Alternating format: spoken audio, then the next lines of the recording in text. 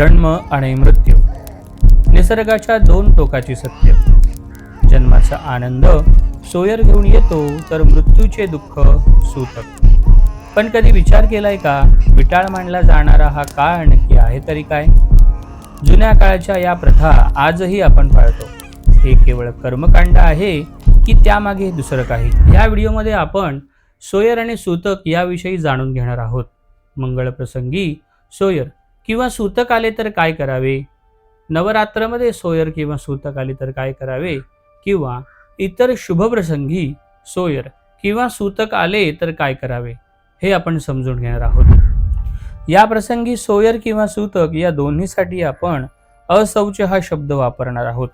म्हणून जिथे जिथे अशौच शब्द येईल तिथे तिथे सोयर किंवा सूतक हे दोन्हीही लागू होतील, हे लक्षात ठेवा. जेव्हा घरात पाळणा हलतो तेव्हा अख्खं घर आनंदाने न्हाऊन निघतं. पण शास्त्र असं सांगतं की पुढचे 10 दिवस सोयर पाळा. का? कारण जन्म देणारी माता आणि ते निरागस बाळ हे दोघेही इतक्या नाजूक अवस्थेमध्ये असतात की बाहेरून येणारे लोक, त्यांच्याबरोबर येणारा संसर्ग, या सर्व गोष्टींपासून या दोघांनाही वाचवणं गरजेचं असतं. आणि म्हणूनच आपण सोयर पाळतो आणि हाच निसर्गाचा नियम आहे. म्हणूनच सोयर काळामध्ये देवपूजा किंवा इतर शुभकार्य वर्ज्य असतात. कारण तुमचं पूर्ण लक्ष त्या नवीन जीवाच्या सेवेसाठी आणि त्याच्या शुद्धतेवर असावं. सूतकाचं म्हणाल तर जवळची व्यक्ती सोडून जाते तेव्हा घराला सूतक लागते. मृत शरीराच्या संपर्कात आल्यामुळे निर्माण होणारे सूक्ष्म जीवजंतू आणि घरातील नकारात्मकता नष्ट करण्यासाठी वापरला जातो तो सूतकाचा 12 ते 13 दिवसांचा काळ. ह्या काळात देवपूजा बंद असते, कारण तुमचं मन हे दुःखाच्या काळामध्ये देवाकडे नसते, ते विरक्तीत असते. मृत व्यक्तीचा सन्मान करण्यासाठी आणि जीवनाच्या क्षणभंगूर स्वरूपातून लक्ष केंद्रित करण्यासाठी व कुटुंबाला संसारिक विचलनाशिवाय शोक व्यक्त करण्यासाठी सूतक पाळले जाते. सोयर आणि सूतक हे जन्म आणि मृत्यूमुळे होणाऱ्या अपवित्रतेशी संबंधित आहे. जन्माच्या वेळी कापली जाणारी नाळ आणि जन्म प्रक्रियेमध्ये होणारी हिंसा, यातून होणाऱ्या दोषांचे किंवा पापांचे प्रायश्चित्त म्हणून सोयर पाळले जाते. त्याचप्रमाणे मृत्यूमुळे पसरणारी अपवित्रता आणि अंत्यसंस्काराच्या वेळी होणाऱ्या हिंसेमुळे होणारे दोष व पाप याचे प्रायश्चित्त म्हणून सूतक पाळले जाते. गरुड पुराणामध्ये सोयराला सूतक आणि मृत्यूनंतर येते त्याला पातक म्हटले गेले आहे. सोयर आणि सूतक हे प्रत्येक प्रदेश आणि परिस्थितीमध्ये वेगवेगळे असले तरीही ते 12 ते 13 दिवसांचेच असते. केवळ जन्म आणि मृत्यू नाही तर ग्रहण काळ देखील सूतकामध्येच मोडतो. पण अशौच हे मंगल कार्याच्या वेळी आले तर आपली मोठी अडचण होते. काय करावे हे समजत नाही.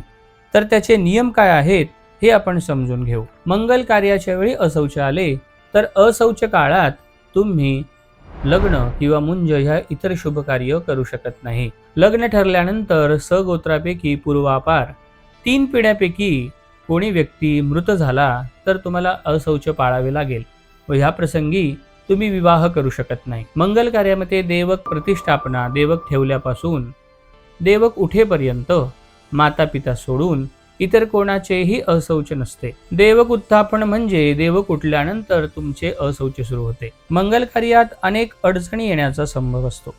कार्य निर्विघ्नपणे पार पाडावे यासाठी शास्त्रामध्ये काही मार्ग सांगितले आहेत, तर ते आपण पाहू. अशौच म्हणजे सोयर किंवा सूतक येण्याचा संभव असेल, जर तुम्हाला माहिती असेल की आपल्याला सोयर किंवा सूतक येणार आहे, तर लग्नापूर्वी 10 दिवस आणि मुंजीपूर्वी किमान 6 दिवस आधी तुम्ही देवक स्थापना करू शकता.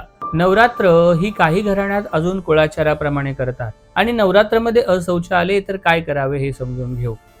धर्मशास्त्र असे सांगते, नवरात्र सुरू होण्यापूर्वी अशौच आले आणि ते नवमीपर्यंत संपत असेल किंवा त्याच्यानंतर तुम्हाला 7, 5 किमान 1 दिवस जरी भेटत असेल तर जेवढे दिवस भेटतील त्या दिवसांमध्ये तुम्ही नवरात्र साजरी करू शकता. संपूर्ण नवरात्रमध्ये अशौच आले तर 11व्या दिवशी ब्राह्मणाकडून घटाची स्थापना करून घ्यावी व दुसऱ्या दिवशी त्या घटाचे उत्थापन करावे. पण या काळामध्ये सप्तशती पाठ किंवा सुवासिनी भोजन करू नये.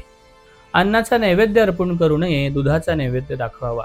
आणि जर तुम्ही उपवास करत असाल तर तो तुम्हाला त्या दिवशी करता येईल. नवरात्र सुरू झाल्यानंतर अशौच आले तर नवरात्र उत्थापन हे ब्राह्मणांकडून करून घ्यावे. खंडोबा नवरात्रेचेही तसेच करावे. जर तुम्हाला अशौच आले तर या अशौच काळामध्ये हरितालिका, वटपौर्णिमा, भाद्रपदातील गौरी पूजन तसेच गणेश चतुर्थी ही करता येत नाही. अशौच असताना श्राद्ध तिथी आली तर अशौच संपल्यानंतर लगेचच राहिलेले श्राद्ध पूर्ण करावे. आणि लगेच तुम्हाला जर ते शक्य नसेल तर येणाऱ्या अष्टमीस किंवा व्यतिपात योगावर किंवा अमावस्येला तुम्ही श्राद्ध कर्म करू शकता. श्राद्ध तिथी निघून गेली म्हणून श्राद्ध करण्याचे टाळू नये. ही माहिती कशी वाटली आम्हाला नक्की कळवा. तुमचे काही प्रश्न असतील तर कमेंटमध्ये नक्की लिहा आणि अशाच गोष्टींसाठी आपल्या सर्व सिद्धांत या यूट्यूब चॅनलला सबस्क्राईब करा. पुन्हा भेटू अशाच गोष्टींसोबत. तोपर्यंत नमस्कार.